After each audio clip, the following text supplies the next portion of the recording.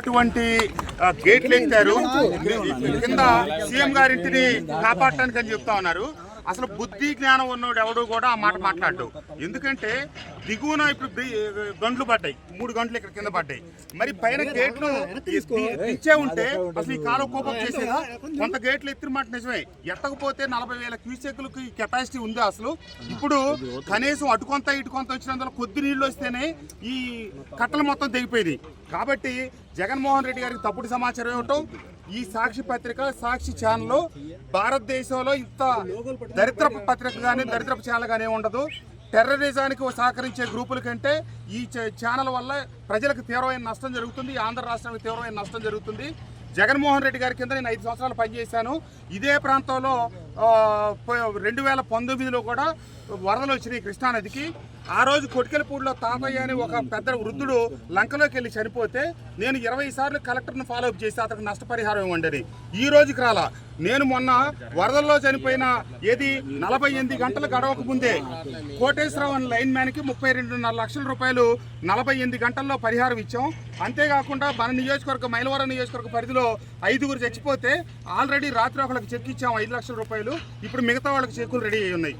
చంద్రబాబు నాయుడు గారి కింద ఆ రోజు జగన్మోహన్ రెడ్డి గారి కింద పనిచేస్తే ఏం జరిగింది, ఈరోజు చంద్రబాబు నాయుడు గారి కింద పనిచేస్తే ఏం జరుగుతుంది, ఇవన్నీ కూడా మాకు అర్థమైంది. ప్రజలు ఒక్కటే గమనించాల్సింది, పైన ఎగువనున్నటువంటి హెడ్ రెగ్యులేటర్ దగ్గర గేట్లు ఎత్తడం తప్పని జగన్మోహన్ రెడ్డి గారు చెప్తా ఉన్నాడు. మరి ఎత్తిన తర్వాత కూడా కొంత నీరు కొద్ది నీరు ఇటు వస్తేనే కట్ట 3 చోట్ల దిగింది. అదే గనక గేట్లు తెరిచి ఉండకపోతే పోలవరం కట్ట అనేది ఆనవాళ్ళు కూడా ఉండేది కాదు. పడ్డ 3 గంటలు పోవడానికే మంత్రి గారు రాత్రి అనక పగలనక వర్షం అనక ఎండనక గాలి అనక ఇక్కడ నిలబడి 3 రోజులు బట్టి పని చేపిస్తుంటే 2 గంటలు పూడ్చాం. 3వ గంట రేపు ఉదయానికి అవటం కూడా కష్టం. మంత్రి గారు కాళ్ళ మీద నిలబడి పని చేస్తా ఉన్నారు. మాకు ఆ హయాంలో నేను ఆ రోజున వరద బాధితులకి ఇబ్రహీంపట్నంలో లంక, పెదలంక, చిన్నలంక, ఇబ్రహీంపట్నం, పుష్కర్ నగర్ ఏరియా వాళ్ళు నీళ్లలో మునిగిపోతే భోజనం పెట్టిస్తే 10 లక్షల బిల్లు అయింది. 5 సంవత్సరాల తర్వాత ఈ రోజుకి 5 పైసలు బిల్లు ఇవ్వాలి. కానీ ఈ రోజున 3 పూట్ల వరద బాధితులకు భోజనం పంపిస్తున్నాం, నీళ్లు పంపిస్తున్నాం, పాలు పంపిస్తున్నాం. ఈ ముఖ్యమంత్రి గారు ఇచ్చిన భరోసా ఇది. నేను నాతో పాటు పనిచేసిన వైఎస్ఆర్ కాంగ్రెస్ పార్టీ శ్రేణులకి, కార్యకర్తలకి, నాయకులకి చెప్తా ఉన్నా, మోసపోయాం. ఒక్క అవకాశం ఇవ్వమంటే ఇచ్చాం. జరిగిన నష్టాలు కష్టాలు ఏం జరుగుతున్నాయి ఈరోజు మీరందరూ గమనించండి. రాజకీయ ఉద్దేశాలతో మేము ఆరోపణలు చేయట్లేదు. అటు ఇటు 2 పక్కలు చూసి చెప్తున్నాను, నాడు నేడు.